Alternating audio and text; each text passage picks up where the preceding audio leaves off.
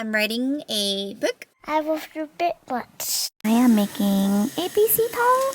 In Chinese, we call it the ABC soup because of the vitamin A, vitamin B, vitamin C. The doggies are enjoying some of the soup as well. It's got chicken, carrots, celery, just lots of like goodiness. Look at you go. I wanted to fill you guys in on something that's very positive. A couple of weeks ago, we had our parent-teacher consults. One thing I'm really thankful for, and I don't really notice until now, is just how the kids have never given me bother. And of course they would never give me bother, but they've just always been alright when it comes to their homework and their schoolwork. I know I always put Ayla in the creative box because she just happens to love writing, she loves drawing, she loves making up scenarios. Ayla is actually a very well-rounded child. She's not just really good at art, she's actually very good with her math and her literacy as well, and happens to be one of the top students in a classroom. She loves her friends, she loves going in. She seems pretty confident. She'll have no problem like putting her hand up in class. Oh, Hello. and then Isaac's consult. The focus is always, what is she doing? What are you doing? How is he doing in class emotionally? Does he have like a good wee group of friends? But the amazing thing is he does. That last year he actually started getting into football so much. So I think his passion for sports has just opened him up completely. But his teacher really made an effort to like make me understand how advanced his mathematical abilities are, because the way he was telling me something about like this number. And he was saying like if he got between 90 and 100 it would be considered really great, but I don't know if it's 141 or 143, but he actually says you can't get any higher than that. And it wasn't until I got home and I looked it up and I realized the number, it's called a standardized score. Yeah, as he said, it was true, you can't actually get higher than 142. So he is at that top 1%. Like, wow, that came out of me. That was a week, especially I was having like a hard time. So it was definitely a very encouraging parent-teacher consult. Most importantly, obviously, they're happy little children going to school. I'm on my way to visit my grandmother's. You know what? I have taken the dogs with me everywhere for the past week and a half. As great as it has been, and we will continue to do as much as I can. I also feel like I might be overdoing it. Usually we have a walk a day. 3 times a day might be a bit much for them. Hopefully the dogs can rest, especially Chubby. It also means if my grandmother needs to go anywhere, to the supermarket or whatever, we can do that easily. We're off to get breakfast. You want to get a sausage? He's so happy. Look at that wee smile.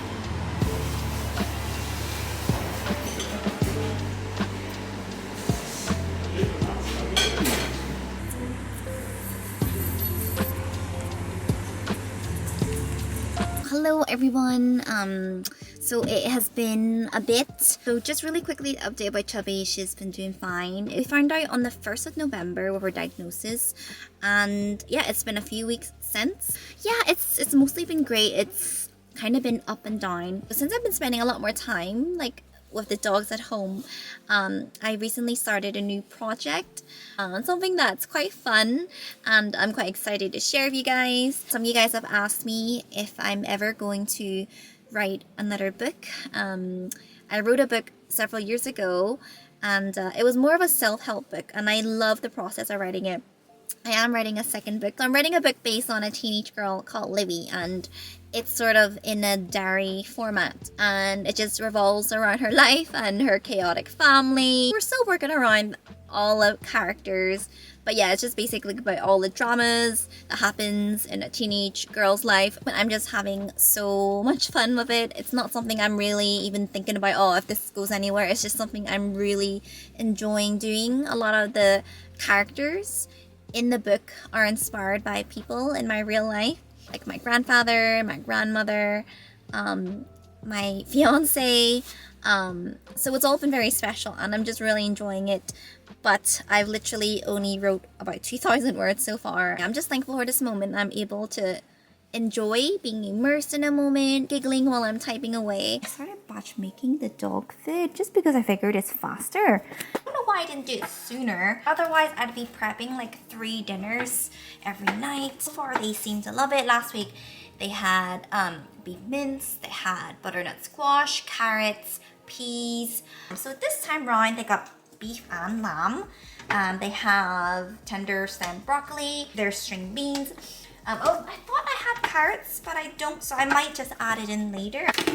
She's already waiting. You're waiting, aren't you? The kids are just happily playing at the studio. And I'm just watching a good old Christmas movie. So I know I told you guys that I started writing a book. But yeah, I want to say I'm really, really enjoying it so far. You know, I wanted to really honor and pay homage to my roots. You know, what it's like growing up, raised with a family that runs a takeaway. Just really honor the relationship she has with her grandmother. She's like, when's my dinner? Been waiting for hours now. I'm really happy that she still has good appetite. It was so cool today that I wasn't sure if I should take them out for a walk, but when I was in my studio typing away, she kept going, I figured she wanted to go for a walk, and yeah, she still got loads of energy. So from the day we got the diagnosis, the vet did say her prognosis was a few weeks to a few months. It has been 4 weeks since, and if anything, she seems brighter and more alert. Every day is basically a bonus, and we're just taking it every day as it comes. I'm just adding some flaxseed. Good afternoon, guys. I've got maybe about 15 minutes before I need to pick up Ayla. I've just spent the afternoon working more on the book. You know, I think it's really funny sometimes how things kind of turn out. When I wrote my first book, I had like a huge team, plenty of meetings. I knew someone was always going to be there from the beginning to the end. All I had to do was write, and I knew everything else would be sorted. This time round, it is a solo project, but I suppose we'll cross that bridge when we're there. Right now, let's work on my script. And it's been so wonderful. I really loved writing my book.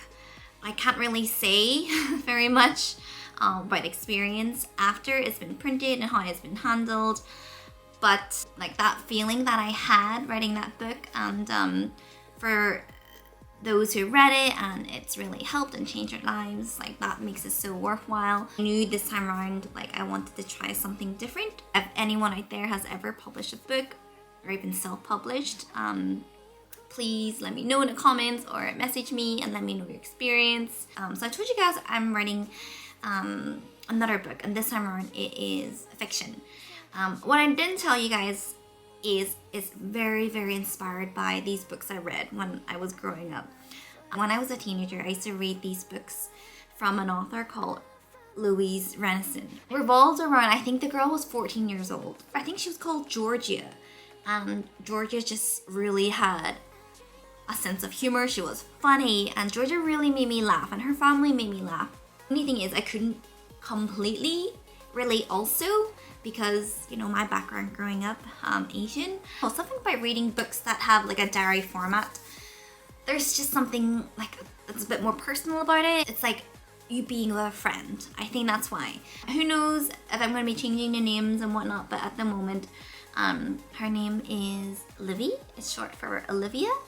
I hope you guys will enjoy getting to know her. If you ever read the book in the future, just know that like the mom's character, I've definitely got lots of myself in her, and why, you know, I see myself in the mom. What if, you know, this parent, you've got a parent that obviously had to do a lot of healing in order to become this safe, gentle parent. And I think that's why writing this book has also been really healing for myself. I don't want to give any spoilers to the book yet, because it is a story about life and family and love, but I had this idea years and years and years ago. You know, I still lived in Hong Kong. I never got around to it because I was just so busy. And now I'm given the gift of time. I just hope whoever reads this book is just gonna laugh so much. And hopefully it's just gonna be lighthearted but also a very heartwarming read. And I've decided if this doesn't ever get published, it's okay. How it's made me feel every day has just been so special. Like, life is obviously different now. I'm in a different season, whereas before, you know, there were so many opportunities. People asking, you know, do you want to release this? Do you want to do an app? Do you want to make makeup? Now, there's no one asking, just myself. Things are obviously going to be done differently. And I'm thankful for those who are still here. And like I've always said, with YouTube, what first became a hobby became a career, and it ended up blossoming into a really beautiful friendship. And yeah, I'm just really thankful yet again. You guys are part of this journey. I'm not putting any expectations on myself. I'm just going to enjoy the journey. That's all how it's always been for me. I've always been a wing it sort of person. Anyways, I'm just gonna keep my head down. I don't want to say so much about it because who knows what's gonna happen. But yeah, I just thought at the least I will share this with you guys. Something I've started. Hopefully you will hear more about it in the future when more has been done. I'm about 10,000 words in, so I've still got a long way to go. But I'm just trusting the journey. I'm just going to be in my art and see where the art takes me.